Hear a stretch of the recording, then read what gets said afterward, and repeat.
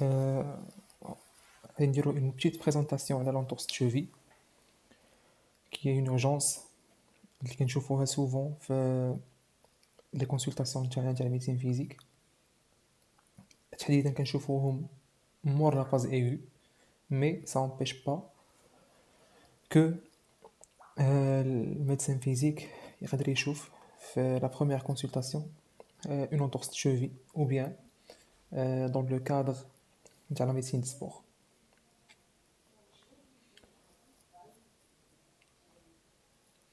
Donc pour introduire, euh, il faut savoir que l'entorse de cheville, c'est la blessure la plus fréquente en traumatologie du sport. Il y a le risque très élevé de la récidive après le premier épisode. Donc on se trouve devant une banalisation de la première entorse,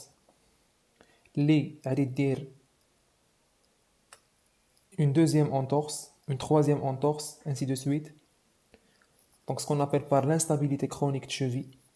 Et qui dit l'instabilité chronique de cheville dit que les composantes articulaires de l'articulation de cheville ماشي مترابطين بيناتهم مزيان. Donc les contraintes articulaires غادي يكونوا طالعين, ce qui va aboutir finalement à l'arthrose.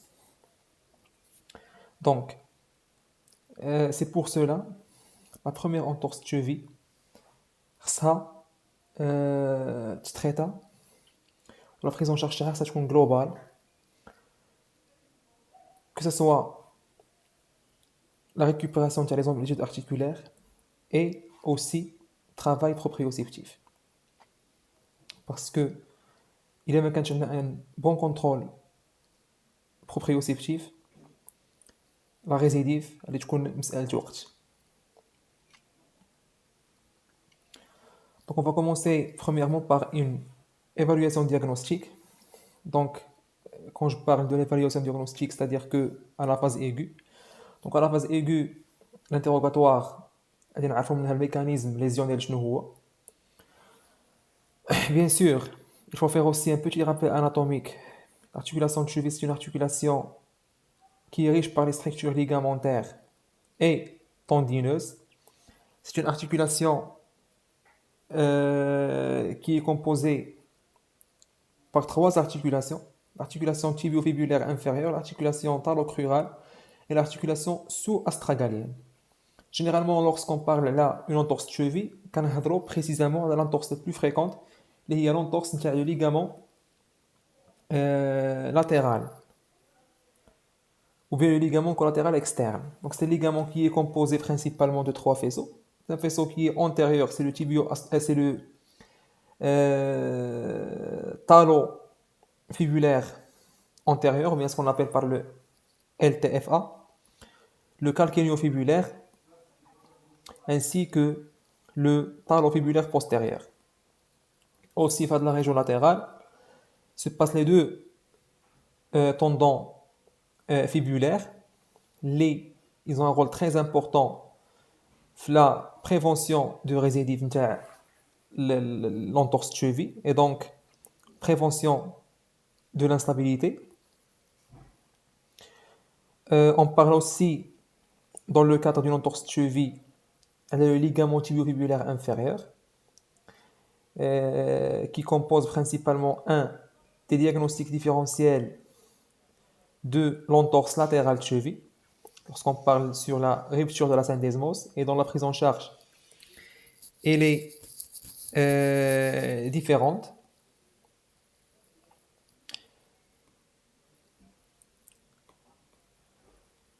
Donc revenons à l'évaluation diagnostique. Donc on a dit que le mécanisme, premièrement, le mécanisme de la lésion de la LTFAB, le ligament talofibulaire antérieur, c'est surtout en inversion. Par contre, la lésion de la syndesmose, c'est une lésion qui est surtout dans les sports de haute énergie, le football, mais surtout dans le rugby par exemple. Le mécanisme peut être une dorsiflexion excessive, peut être une rotation externe aussi. Toujours l'interrogatoire, on se pose la question devant le patient si il s'agit de la première entorse ou non. Si le patient a déjà une histoire des entorses latérales de cheville, donc dans ce cas-là, on est devant une entorse de cheville sur une instabilité de cheville. Donc, dans le cas de la prise en charge kinésithérapique, ça peut prolonger jusqu'à 12 semaines pour bien traiter dans un premier temps l'entorse de cheville ainsi que l'instabilité.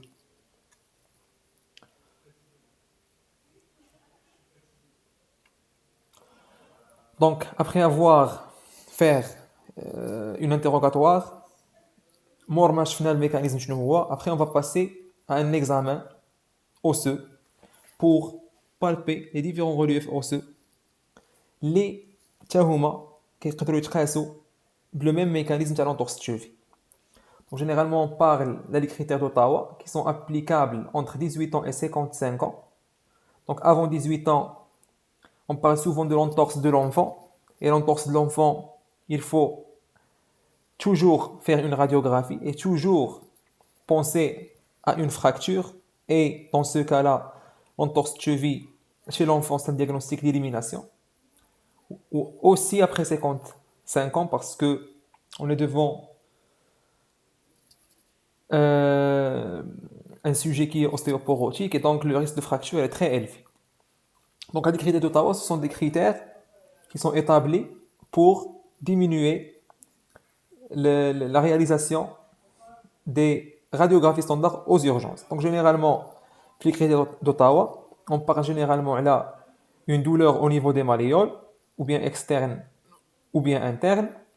On parle aussi là une douleur en regard de base de 5e métatarse. On parle aussi d'une douleur de l'os naviculaire, une douleur aussi à mi-pied et aussi l'incapacité de patient à réaliser 4 pas à la salle d'urgence. Dans ce cas-là, le patient se dire une radiographie pour ne pas passer devant une fracture. Donc le bilan radiographique, c'est qu'on fait une cheville de face, une cheville de profil, avec un pied 3/4, باش نقدروا نشوفوا فيه les os de tarse, généralement la base du 5e métatarse. Donc toujours, le bilan radiologique doit être complet, parce que parfois, تقدر دير la cheville de face, comme dans ce cas-là, هنا c'est difficile انك تبان لك la fracture. Donc alors que sur le profil, voilà, on a une fracture de la malléole externe.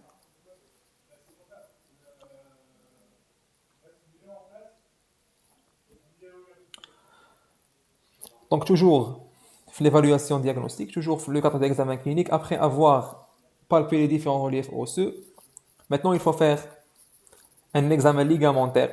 L'examen ligamentaire, parfois, on peut le retarder 4 à 6 jours après, le temps que la douleur diminue un petit peu, pour que les manœuvres ligamentaires ne soient pas douloureuses,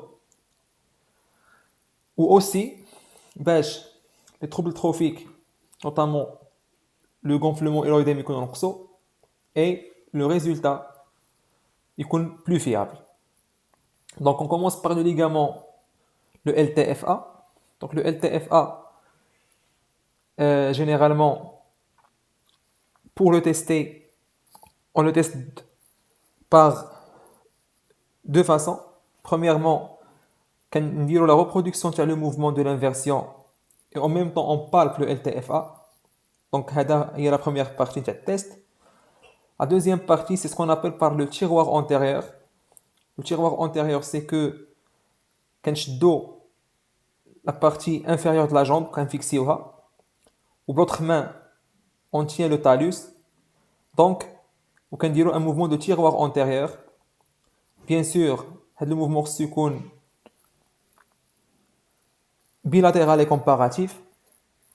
Alors, pour chercher une différence entre l'arrêt. Donc, il y a quand la reproduction d'un mécanisme, une douleur, avec un test de tiroir antérieur, on est devant une rupture totale de LTF.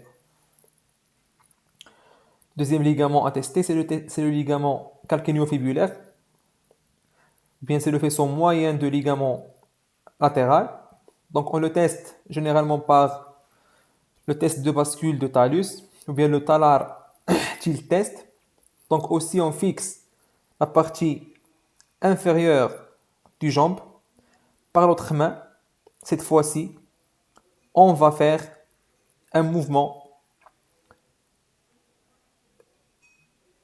d'inversion du talon et donc chercher aussi une différence de l'arrêt entre le côté sain et le côté pathologique. Il faut aussi tester la syndesmose parce que c'est un diagnostic différentiel. Premièrement, on palpe la syndesmose, on palpe le ligament tibiofibulaire inférieur. Donc, il y a une douleur à ce niveau-là, c'est plus en faveur du lésion de la syndesmose. Aussi, le patient est incapable de faire une flexion dorsale. Aussi, le skis test de cheville, c'est que l'examinateur, il tient la jambe entre ses deux mains, il va comprimer la jambe. Le quatrième test, il s'appelle par le Kleiger test. Donc, il va faire une flexion dorsale avec une rotation externe forcée. Il va chercher une reproduction de la douleur. Donc, dans ce cas-là, il faut réaliser une échographie de cheville en urgence parce que la prise en charge de la entorse de cheville et l'entorse de la syndesmose est différente parce que dans ce cas-là, on va interdire l'appui pour le patient parce qu'il y a le risque de diastasie tibiofibulaire.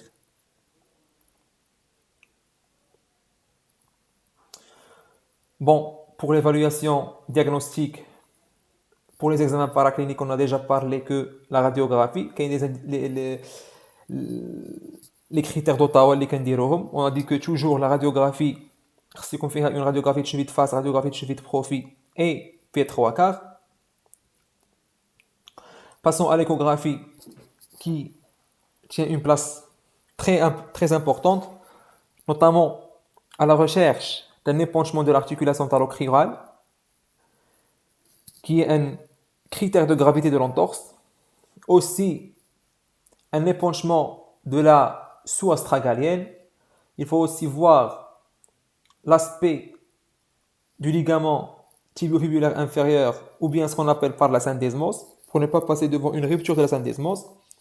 Il faut aussi voir l'aspect de LTFA, toujours en comparant avec le côté sain, s'il y a un épaississement, s'il y a une rupture, le ligament calcanéo-fibulaire aussi, et le ligament collatéral médial dans le cadre d'une entorse médiale de cheville. Il faut aussi voir les tendons péronnières ainsi que le tendon d'Achille.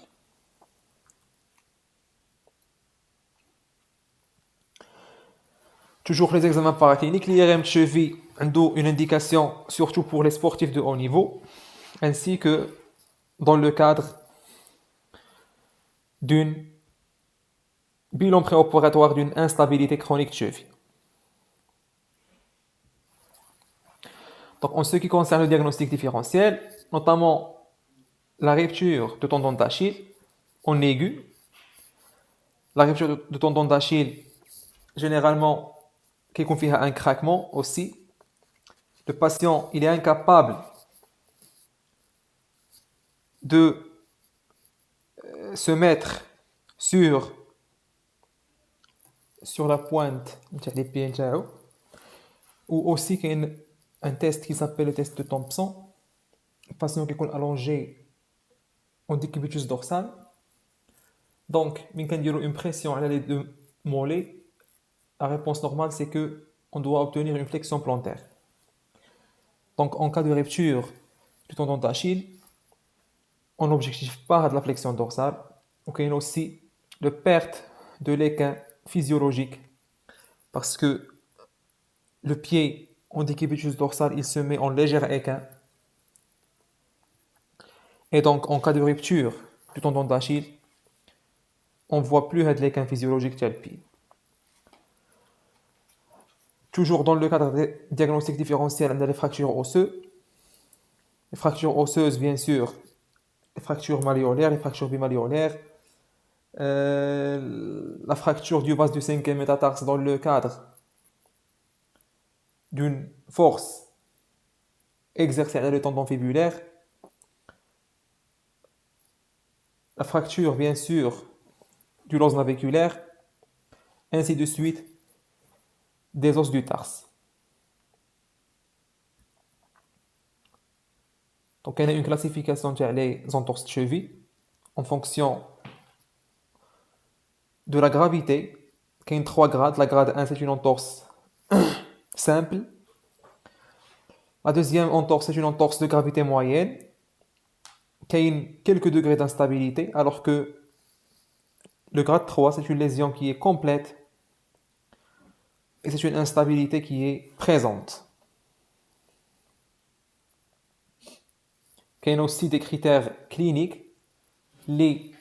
On peut, à travers les critères, estimer la gravité de l'entorse. Donc, en cas d'une entorse qui est simple, l'impotence fonctionnelle il est partielle.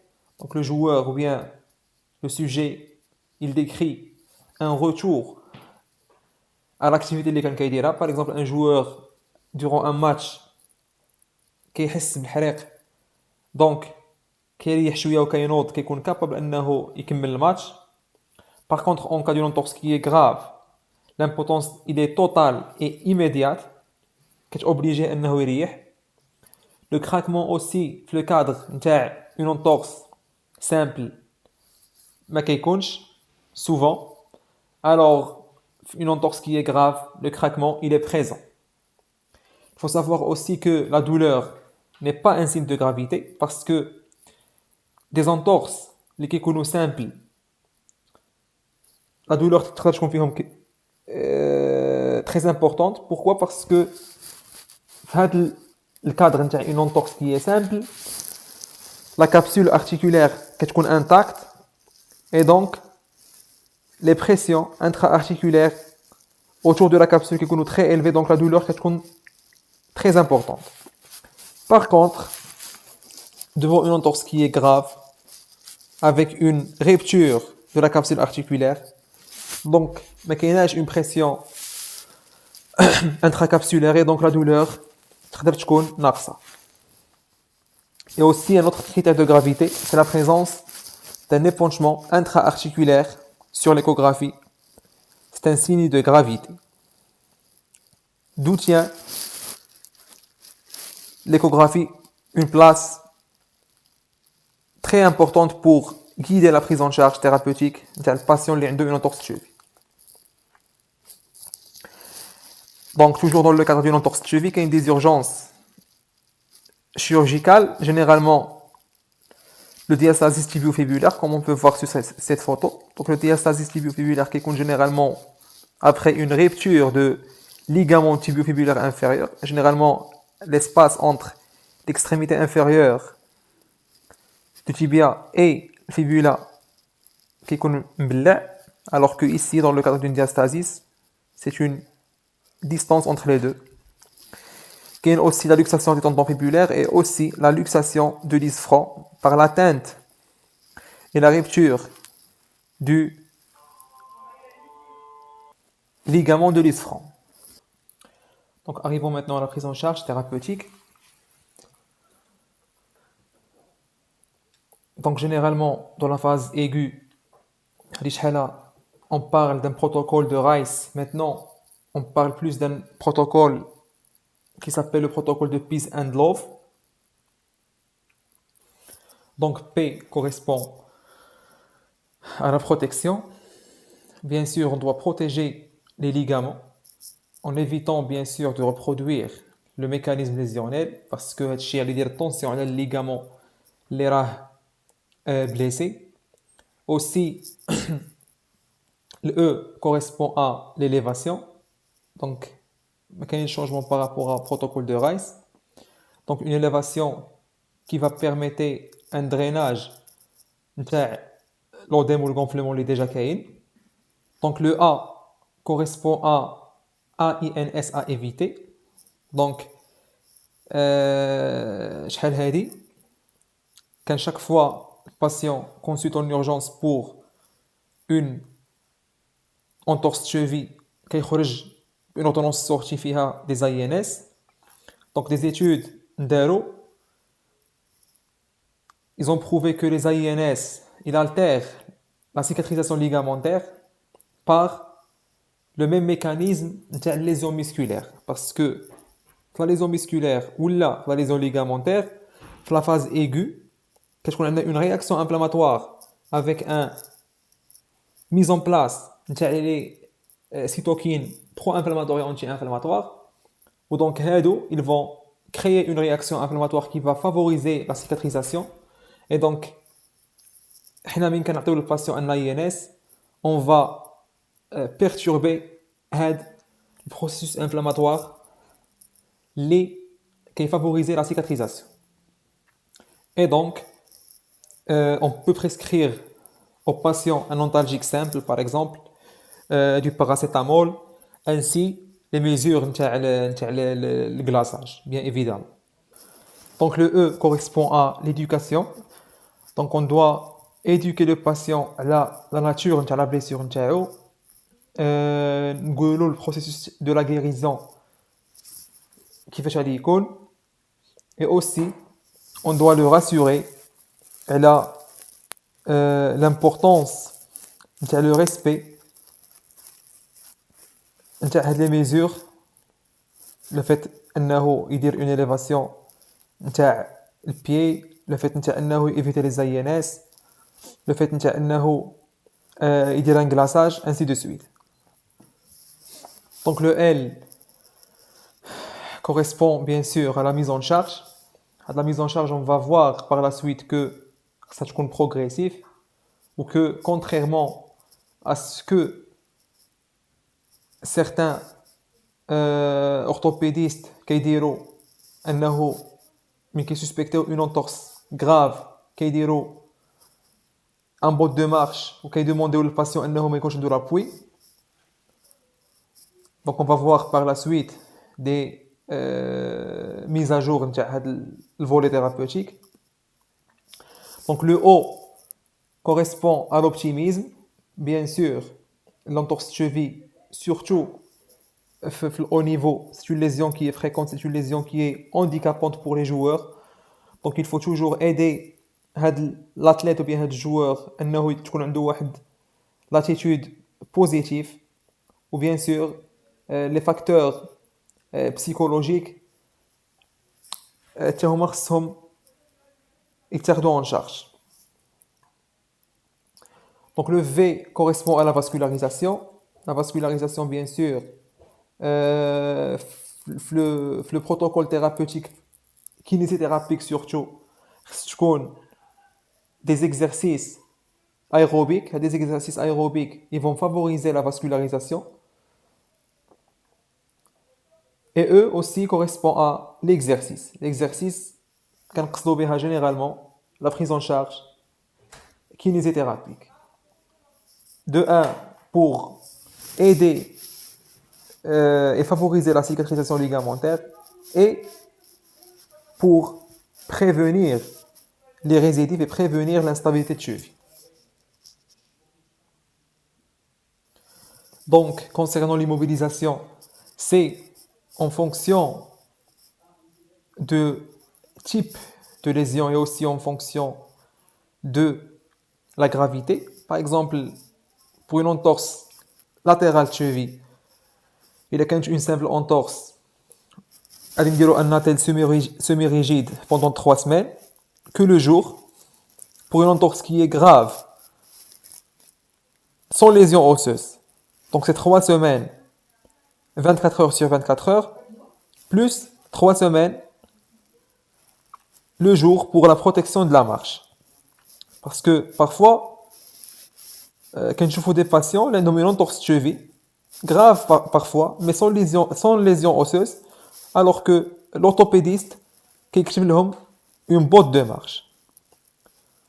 Ou donc, dans le cas, les dégâts articulaires, premièrement, le patient, il aura mal أنه يلقى les amplitudes articulaires نتاعو surtout en flexion dorsale mort ما يحيد هاد le botte de marche, allez de 1. Et aussi, dans ce cas-là,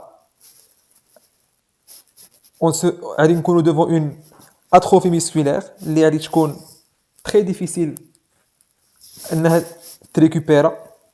aussi غادي نكونوا devant un déficit proprioceptif اللي غادي يكون très difficile انه يتريكوبيرا.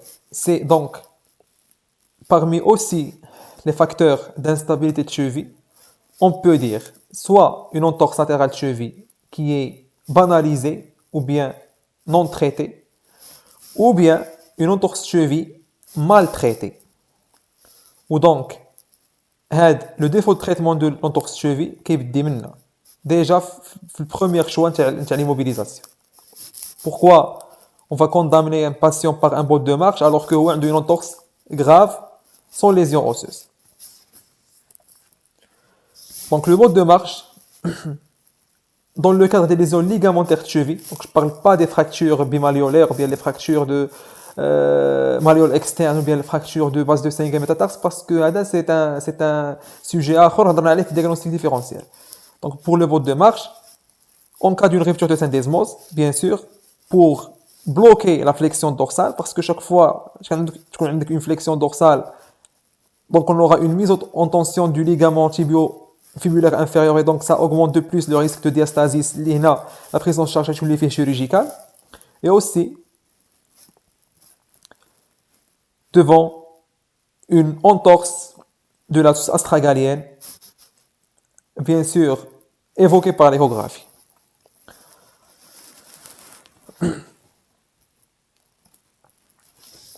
Donc concernant le décharge généralement est relatif, guidé par la douleur. وهذا aussi c'est un sujet qui est toujours un sujet de débat puis les différents orthopédistes. Donc généralement شحال هذه devant une entorse grave كانت كتكون une interdiction تاع l'appui بالنسبه للباتيون, alors que les études récentes ils ont aussi prouvé que كل ما الباتيون درنا له mise en charge précoce, bien sûr dans la limite de la douleur, كل ما كان عنده une chance انه يريكوبيري les déficits proprioceptifs نتاعو, انه يريكوبيري la force musculaire ou les amplitudes articulaires d'une façon qui est meilleure qu'annahu يدير un décharge complet. Donc c'est pour cela, devant une entorse qui est grave, bien sûr en absence des lésions osseuses, la mise en charge est progressive, guidée par la douleur. Donc initialement oui, patient تكون عنده une béquille, mais la mise en charge est progressive.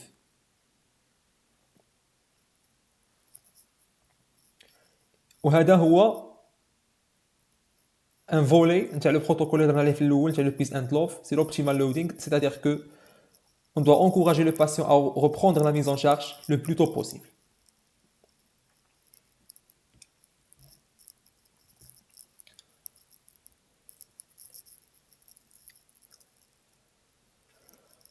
Donc arrivons maintenant à la kinésithérapie. Donc فوقاش كتكون la kinésithérapie pour une entorse qui est bénigne, bien pour une entorse qui est simple. La kinésithérapie ça تكون le plus précocement possible. Alors que pour une entorse qui est grave, il faut quand même laisser quelques jours au ligament باش انه يتسيكاتريزا وباش aussi ما تكونش une mise en tension تاعو في lors des séances de rééducation. Parce que هادشي aussi شفناه في le protocole de Peace and Love, on parle d'une protection. Donc avant de commencer la kinésithérapie, il faut faire bien sûr un bilan. Donc, le bilan, si on fait une évaluation de la douleur, on doit poser la question au patient, واش la douleur كاينه ولا ما كايناش. On doit aussi la objectiver par une échelle, c'est-à-dire que échelle EVN, pour comparer. Chaque séance on compare. واش مازال فيك الحريق, واش نقص عليك الحريق, وشحال. Donc j'ai réécrit ici que la douleur est égale à la mise en charge. On a dit que le décharge chez le patient راهين بلا douleur اللي عنده. Donc كل ما نقصت له la douleur كل ما غادي يكون قادر انه يدير لابوي. Dans le cadre d'une entorse de cheville. Je parle pas des lésions osseuses. Donc toujours le bilan, il faut voir واش كاين un odème, واش كاين un gonflement. Il faut aussi faire une mesure des amplitudes articulaires, notamment une mesure de la flexion dorsale. Donc la flexion dorsale, pourquoi? Parce que des études récentes, ils ont prouvé que l'amplitude de la flexion dorsale il conditionne l'équilibre postural dynamique, c'est-à-dire que un patient qui a une flexion dorsale cheville limitée, donc il aura mal à maîtriser l'équilibre نتاعو في les mouvements surtout complexes بحال la marche, بحال la course, ainsi de suite. Et aussi une flexion dorsale limitée غادي تخلي le patient vulnérable انه يكون عنده autre entorse de cheville et donc l'instabilité et donc par la suite l'arthrose talocrurale.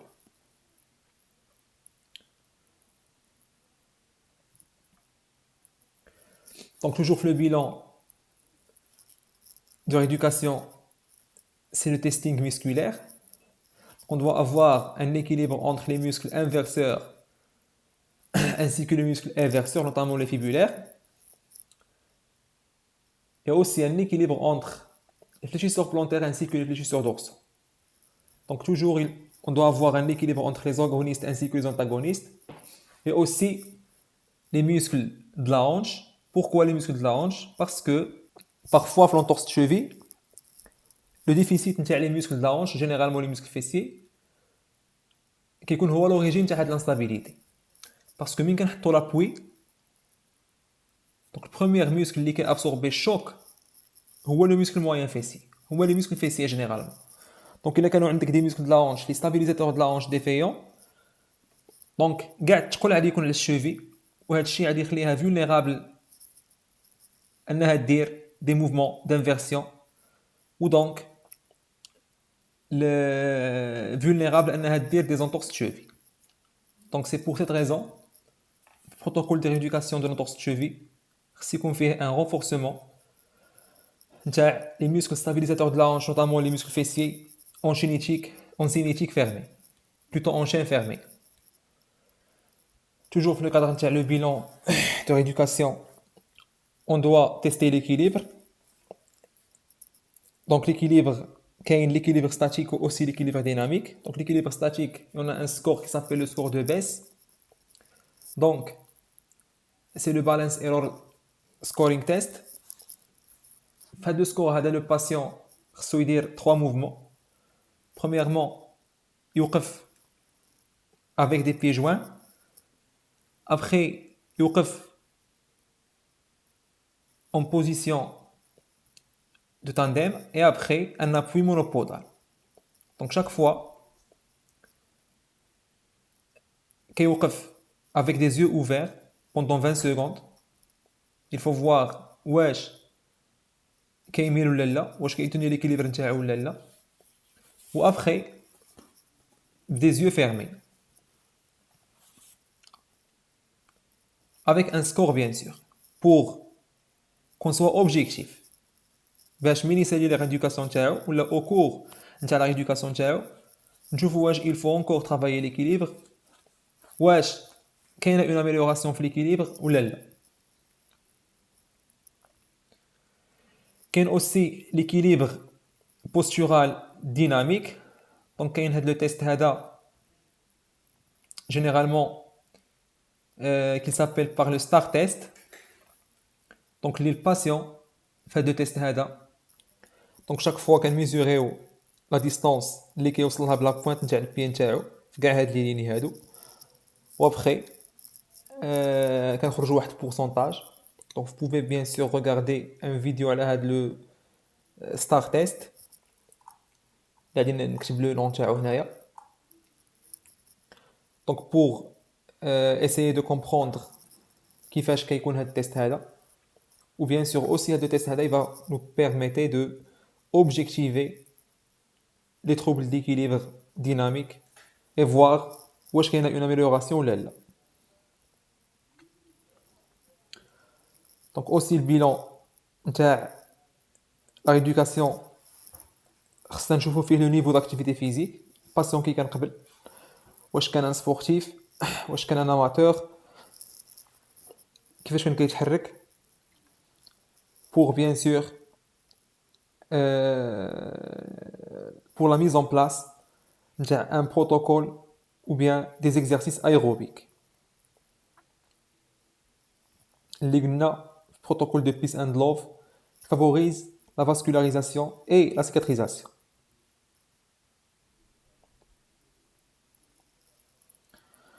Donc maintenant, le protocole de rééducation, je n'en sais qu'un fait. Donc, généralement, la lutte contre la douleur et les troubles trophiques. Généralement, des mesures antalgiques par stimulation transcutanée, le glaçage, ainsi de suite. Donc, pour le gonflement, l'écaïne, on peut faire un drainage manuel, bien sûr. Après, il faut bien sûr récupérer les amplitudes articulaires et insister bien sûr dans la flexion dorsale. Parce qu'on a déjà dit que la flexion dorsale, il conditionne l'équilibre postural dynamique. Vous voyez quand il y a une flexion dorsale qui est limitée, ça va altérer l'équilibre dynamique du patient ou ça va lui exposer à des risques des entorses secondaires.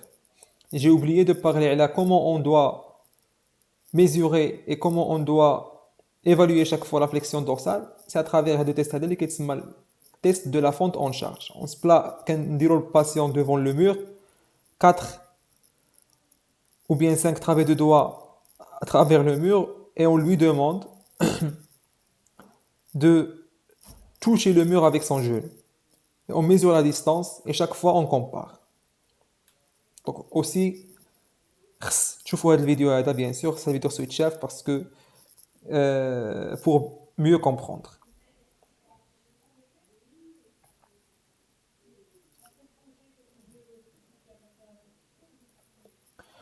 Donc, le protocole de rééducation, la récupération des amplitudes articulaires, notamment la flexion dorsale, on doit insister sur la flexion dorsale. Donc, on doit récupérer la force musculaire, c'est-à-dire toutes les muscles périarticulaires, surtout les fibulaires, mais aussi, c'est qu'on a un équilibre toujours entre les agonistes ainsi que les antagonistes. On ne peut pas travailler uniquement sur les fibulaires et laisser les inverseurs Haka. Et aussi, l'équilibre entre les fléchisseurs plantaires ainsi que les fléchisseurs dorsaux. Il faut aussi renforcer les muscles fessiers parce qu'on a déjà dit que parmi les causes de l'instabilité chronique de cheville, on a parfois le patient qui a l'entorse de cheville ou qui est traité كلشي, qui est traité déficit proprioceptif, qui a renforcé les fibulaires, qui a récupéré la flexion dorsale, mais on a des muscles fessiers qui sont faibles, donc l'absorption de choc نتاع الكونتاكت مع السول ما غاديش تكون في les normes, ce qui fait هادشي غادي exposer la cheville à des forces qui sont élevées et donc ça va favoriser l'entorse latérale de cheville. Il faut aussi travailler l'extensibilité de la chaîne postérieure de mollet, donc il faut toujours faire un étirement نتاع le muscle triceps sural et le tibial postérieur, parce que parmi déjà les facteurs de risque d'entorse de cheville et les facteurs de risque de l'instabilité chronique de cheville, c'est la rétraction du complexe qui s'appelle le complexe suroplantaire. Donc il faut toujours étirer la chaîne postérieure de mollet. Il faut aussi travailler la proprioception monopodale et bipodale. Bien sûr, initialement, في les phases الأولى, في les jours الأولى, il faut éviter l'appui monopodal, bien sûr. Et aussi, في les phases الأولى, في le cadre de travail articulaire, il faut limiter les mouvements d'inversion et les mouvements de flexion plantaire parce que هادشي داخل في الكادر نتاع لا protection اللي هو البروميير فولي نتاع البروتوكول دو بيس اند لوف. Et il faut aussi faire un travail aérobique. C'est pour cela qu'on a le bilan. Il faut évaluer le niveau d'activité physique pour bien adapter le travail aérobique. Pour un patient qui est capable de faire du tapis roulant, il fait du tapis roulant. Pour un patient qui l'activité physique est faible, il peut faire du vélo. Ou aussi parce que le travail aérobique, le protocole de Peace and Love, je nous le dernier volet, le E, c'est plutôt le V, c'est la vascularisation. On doit favoriser la vascularisation des ligaments pour favoriser la cicatrisation et éviter les récidives. Donc arrivons maintenant aux complications.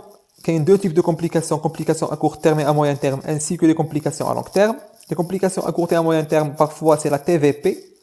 La TVP, c'est surtout pour un patient qui est immobilisé, par exemple une botte de marche, même si généralement dans le cadre d'une entorse grave de cheville, mais quand je vois des bottes de marche, mais il faut une attelle semi-rigide pour une durée de 6 semaines. On a aussi l'ergodystrophie qui est une complication fréquente dans le cadre des lésions de cheville. Généralement, il associe des douleurs permanentes, d'allure inflammatoire, des troubles trophiques, gonflement, ainsi de suite. Dans le cadre de l'ergodystrophie, bien sûr, on doit prescrire aux patients des bains écossais, ainsi qu'un décharge. Ou parfois, en cas de non-réponse, c'est la mésothérapie avec du calcitonin. À long terme, deux types de complications, la douleur et l'instabilité. On va voir par la suite. Donc pour la douleur, surtout on parle du conflit de cheville. Le conflit peut être antérieur, peut être postérieur. Donc pour le conflit antérieur, il y a une fille de type, c'est le conflit antérolatéral اللي كنشوفوا في هذه التصويره ou le conflit antéromédial اللي كاين في l'autre côté. Donc le conflit antérolatéral généralement, il correspond à une micro-instabilité latérale, notamment l'épaississement de la synoviale articulaire, ainsi que l'inflammation des tissus mous, alors que le conflit antéromédial c'est souvent osseux, ostéophytique, un débris osseux qui est donc comment on objective le conflit donc on doit palper l'interligne articulaire et surtout on peut sensibiliser l'examen clinique par une flexion dorsale et on palpe en même temps. Donc concernant le conflit postérieur, donc c'est une douleur liée en arrière sur le versant postérieur de la cheville. Donc on parle d'un conflit postérolatéral, c'est ce qu'on appelle par l'os trigone, اللي هو un os inconstant. Parfois l'entorse de cheville qui comprime ما بين tibia ou bien le calcanéum. Donc ce qui va occasionner un conflit postérieur. Toujours le cas de la douleur postérieure, post-entorse de cheville, on peut parler aussi sur la tendinopathie du long fléchisseur d'hallux, les aussi كيقدر يتانفلاما بلي ليزيون tissulaires associées. On a aussi le syndrome de sinus de Tarse اللي كنقدروا نبالبيو aussi في le sinus de Tarse. C'est un aussi épaississement synovial au niveau du sinus de Tarse qu'on peut l'objectiver bien sûr par une échographie de cette région-là. Arrivons maintenant à l'instabilité. Donc, il y a des facteurs d'instabilité. On a dit, premièrement, la banalisation de la première entorse latérale de cheville, ou bien on peut même rajouter une entorse latérale de cheville maltraitée, ou bien surtraitée. Par exemple, le patient, il n'est pas dépendant d'une botte de marche. Une botte de marche sous une simple orthèse ou bien une simple attelle semi-rigide. Donc, quand sous une botte de marche, quand l'atrophie musculaire, ainsi que les déficits proprioceptifs qui sont difficilement récupérables après. Donc, ça va favoriser l'instabilité. On parle aussi de la rétraction du complexe suroplantaire. On a dit que les protocoles de rééducation, il faut toujours étirer la chaîne postérieure de la mollet. Donc, la rétraction. Oui. Donc, le test de Silver-Skjold, c'est un test qui a testé la flexion dorsale de la cheville. Donc, en position d'extension de genou, on va remarquer que la flexion dorsale de cheville est limitée. Alors que quand on fait une flexion de genou, c'est-à-dire qu'on neutralise l'action des muscles gastrocnémiens, à ce moment-là, on va remarquer que la flexion dorsale de la cheville réduite. Donc, c'est pour cela la rétraction du complexe suroplantaire, c'est un facteur favorisant de la stabilité. Et aussi, il faut toujours travailler l'étirement de la chaîne postérieure de mollet pour ne pas avoir une limitation de la flexion dorsale. Parce qu'on a déjà dit que la flexion dorsale limitée égale à mauvais équilibre dynamique, c'est-à-dire que un haut risque de survenue des entorses latérales de cheville. On a aussi les facteurs favorisant le varus de l'arrière-pied ou bien le varus calcanéen. Donc, comment le varus de l'arrière-pied favorise l'entorse de cheville ou bien l'instabilité? Tout simplement parce que on a une mise en tension chronique les ligaments latéraux de la cheville. Et donc, elle est plus vulnérable ou la capacité de la résistance est très réduite. Donc après, il faut savoir que l'instabilité de cheville peut prendre trois formes. Premièrement, une entorse bénigne à répétition, c'est-à-dire que le patient qui a des entorses simples la période قصيرة, ou bien une entorse grave à répétition. Chaque fois qu'il y a des entorses qui sont graves,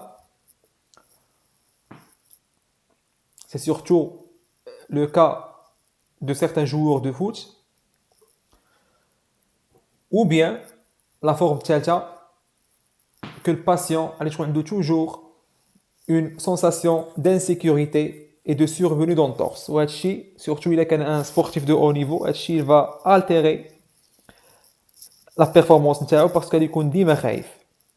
Donc il est toujours peur انه يدير une entorse de cheville ومين كيتمشى كيحس براسو instable.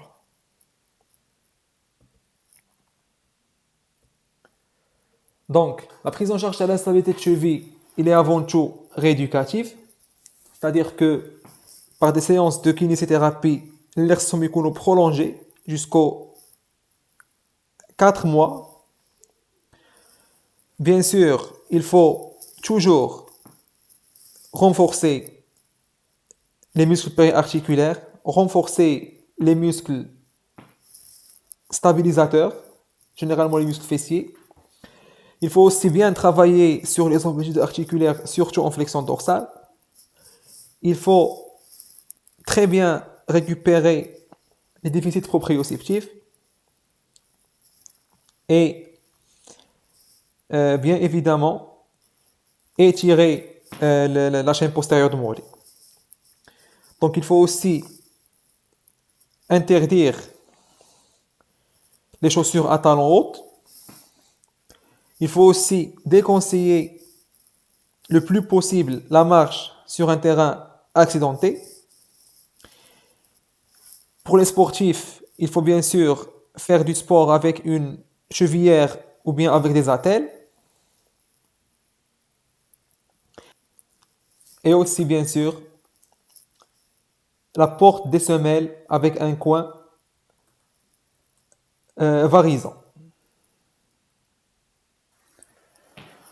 Donc, ce sont des semelles avec un coin vagisant et pas un coin varisant. C'est surtout dans le cadre des troubles de la statique du pied, parce qu'on a dit que parmi les facteurs favorisants de l'instabilité de cheville, c'est le varus de l'arrière-pied.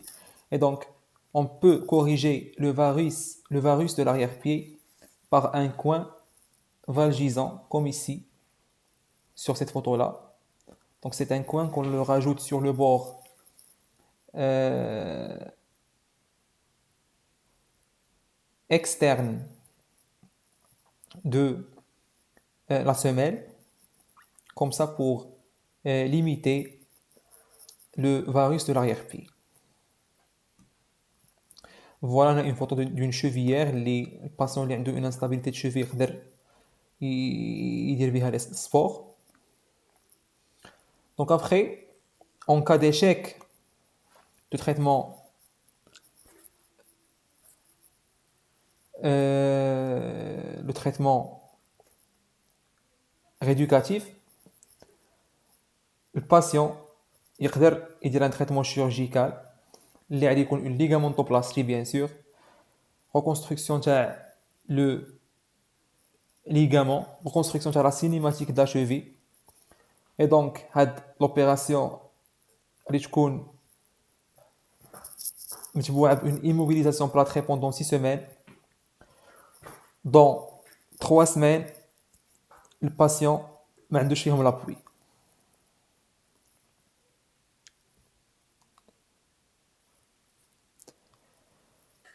Donc aussi je veux revenir à un point اللي déjà هضرت عليه في الاول اللي هي l'entorse de l'enfant. On a dit que l'entorse de l'enfant c'est un diagnostic d'élimination.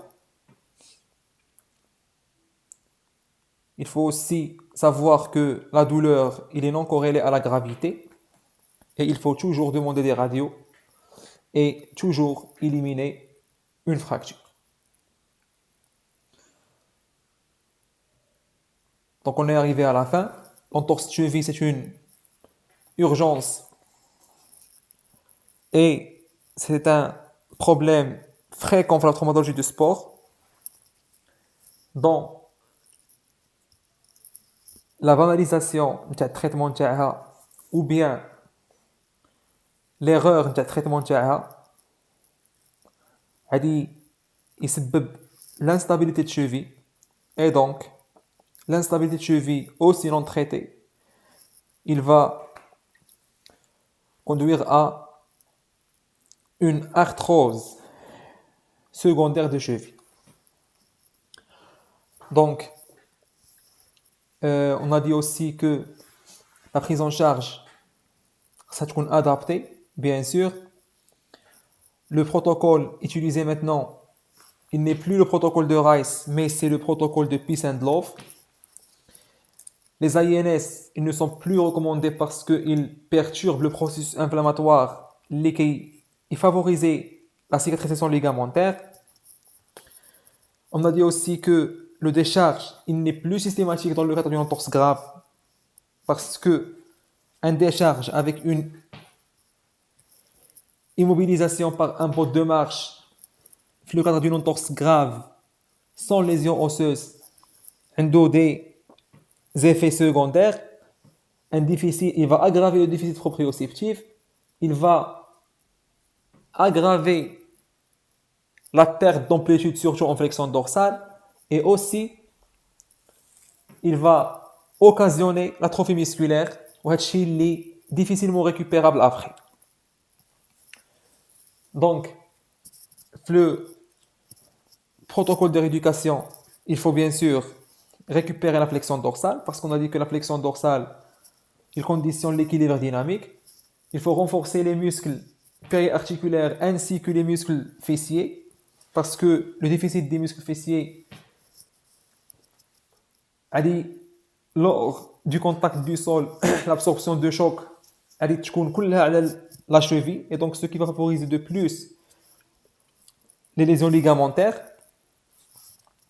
On a dit qu'il faut aussi un travail de la proprioception et il faut aussi un travail aérobique et surtout un étirement de la chaîne postérieure, surtout dans le cadre d'une rétraction du complexe suroplantaire.